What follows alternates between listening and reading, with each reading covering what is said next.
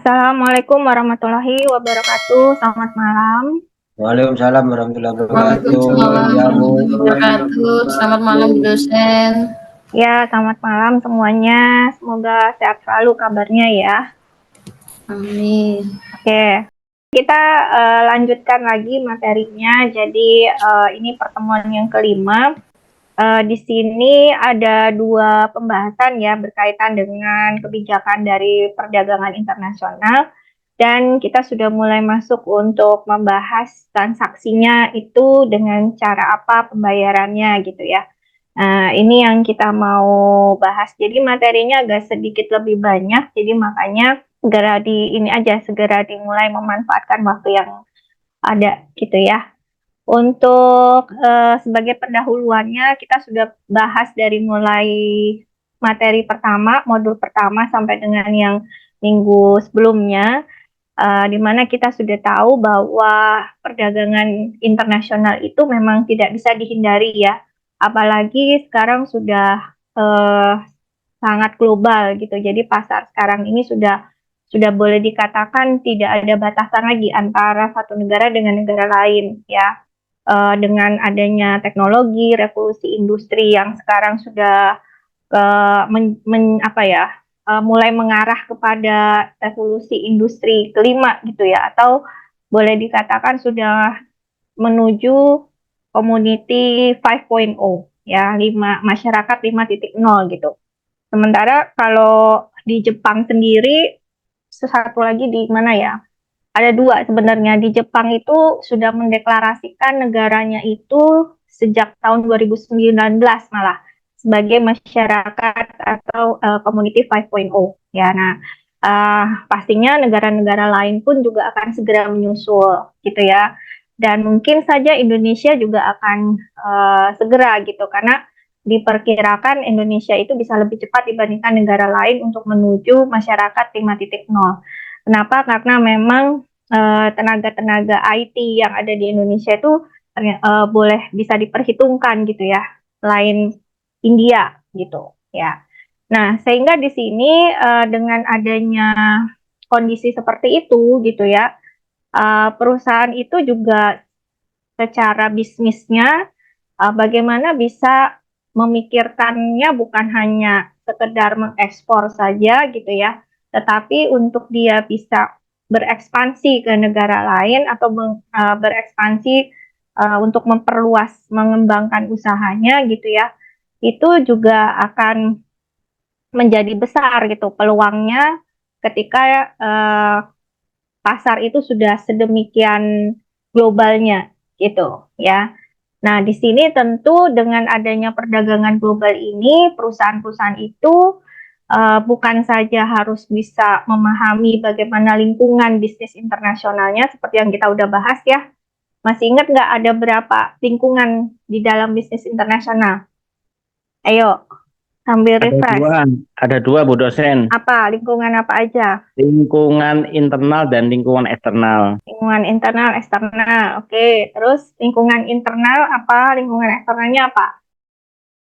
Ya, yang pasti kalau lingkungan internal ya lingkungan yang ada di dalam perusahaan itu sendiri ya, termasuk bagaimana menyiapkan SDM-nya. Kalau lingkungan eksternal itu ya yang pasti ketika dia mau berinteraksi dengan negara lain, seperti yang pernah saya sampaikan bahwa kalau kita bicara bisnis internasional itu hubungannya bukan hanya bisnis to bisnis ya, bukan hanya antar dua perusahaan atau lebih gitu, tetapi sudah urusannya negara dengan negara juga gitu ya, karena nantinya akan berdampak kepada devisa dari suatu negara. Nah, makanya di sini lingkungan eksternal yang harus diperhatikan itu adalah dari sisi lingkungan budaya kan gitu ya. Bagaimana kita harus tahu budaya setempat. Nah, budaya itu kan sangat kompleks juga karena di dalamnya banyak hal yang harus diperhatikan, termasuk tata nilainya, struktur sosialnya kan gitu ya. Terus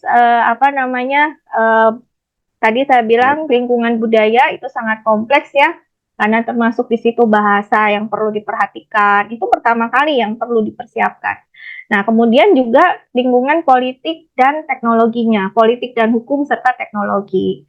Nah, itu yang perlu diperhatikan. Jadi di sini perusahaan itu ketika dia mau bersaing dengan perusahaan di luar negeri atau bersaing di dalam pasar global gitu ya, maka perusahaan harus mempersiapkan keunggulan-keunggulannya. Ya, bukan cuma keunggulan secara komparatif, tetapi juga harus keunggulan yang kompetitif gitu ya. Nah, jadi di sini kita akan membahas dulu, tapi sebelum lanjut ke bagaimana kebijakan-kebijakan di dalam perdagangan internasional, ini sedikit wawasan tambahan ya, bagaimana perdagangan internasional itu didasari oleh beberapa teori gitu. Jadi di sini ada teori-teori tentang perdagangan dan teori ini dibagi dua ya, teori perdagangan klasik atau yang zaman bahela istilahnya gitu ya, zaman yang lama, ada yang teori perdagangan modern. Nah, untuk teori perdagangan klasik ini di sini ada dua, yaitu merkantilisme dan absolute advantage dari Adam Smith. Untuk merkantilisme sendiri, pendapatnya di sini adalah dikatakan bahwa satu-satunya cara negara, ya satu-satunya cara negara untuk menjadi kaya itu adalah dengan melakukan sebanyak mungkin ekspor.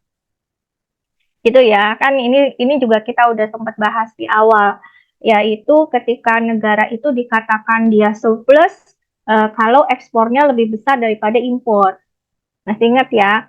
Nah, jadi di sini dengan teori perdagangan klasik ini, yaitu teori merkantilisme ini, itu ditegaskan kembali gitu bahwa satu-satunya cara negara, ya suatu negara itu untuk dia bisa menjadi negara yang kaya, ya banyakin ekspornya gitu. Kenapa? Karena selisih dari ekspor yang semakin besar itu akan menjadi pemasukan buat negara tersebut dan itu dikonversi dalam bentuk emas gitu.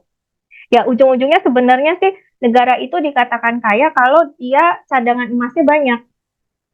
Itu ya. Cadangan emasnya banyak gitu. Nah, makanya di sini dari mana dia dapetin emasnya? Ya dia dari transaksi ekspornya yang besar gitu ya. Nah, emas ini menjadi satu bukti bahwa negara itu disebut negara yang kaya. Itu menurut teori merkantilisme ya. Di dalam teori perdagangan klasik gitu. Nah, yang kedua yaitu dari Adam Smith di sini berkaitan dengan keunggulan absolut gitu ya, atau absolute advantage. Yang menjadi titik fokusnya di sini adalah perdagangan ini gitu ya, perdagangan internasional itu menekankan kepada variabel yang real. Jadi bukan dari sisi moneternya, tetapi dari variabel yang realnya. Atau disebut juga di sini teori absolute advantage ini adalah teori murni ya dari perdagangan internasional.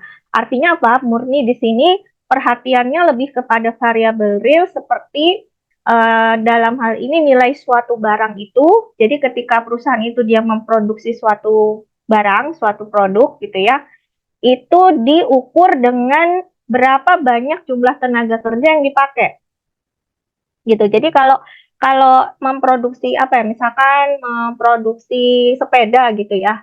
Nah, satu sepeda itu berapa banyak sih yang tenaga kerja yang dikerahkan untuk menghasilkan satu sepeda itu gitu.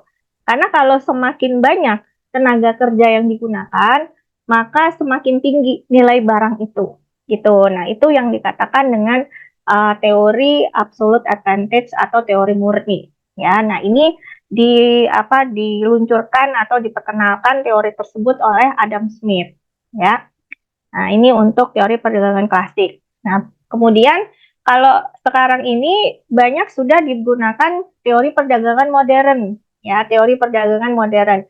Jadi dari teori perdagangan klasik itu berkembang, kemudian muncul teori perdagangan modern, di mana di sini ada dua teori, yaitu comparative advantage. Tadi kan di depan sudah disebut-sebut keunggulan komparatif gitu ya. dari J.S. Mill dan David Ricardo, dan teori Hexer-Ohlin atau HO gitu ya.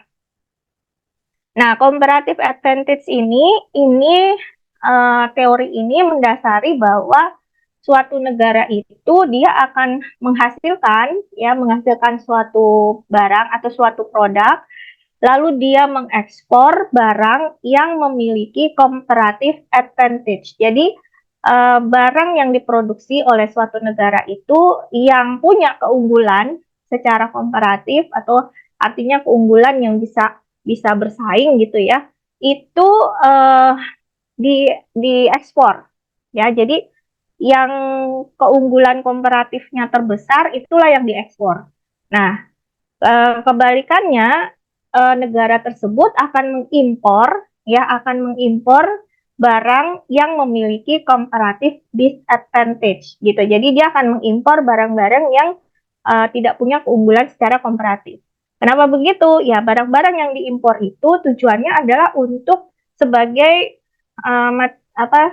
bahan baku ya, sebagai bahan bakunya untuk memproduksi produk yang nantinya akan menjadi comparative advantage tadi gitu ya. Itu menurut teori comparative advantage dari J.S. Mill dan David Ricardo. Nah, lain halnya dengan HO, teori Hexer-Ohlin ya. Di sini menurut HO ini ada beberapa pola perdagangan di mana negara-negara itu lebih cenderung untuk mengekspor barang-barang yang menggunakan faktor produksinya relatif melimpah secara intensif. Jadi kalau faktor produksinya itu melimpah gitu ya, artinya barang itu tuh secara biaya produksi itu menjadi murah gitu ya. Nah, karena murah, jadi dia bisa produksi banyak. Nah, karena banyak, maka itulah yang diekspor. Pengertiannya begitu gitu. Jadi, menurut si Hexer-Ohlin, suatu negara itu dia akan melakukan perdagangan dengan negara lain gitu ya, disebabkan negara tersebut dia punya keunggulan komparatif, yaitu keunggulan dalam faktor produksinya dan juga teknologinya gitu. Bisa dipahami ya sampai di sini ya. Jadi masing-masing nanti kalau ada pertanyaan di ujiannya gitu ya, itu bisa dibedakan gitu ya antara masing-masing teori ini ya.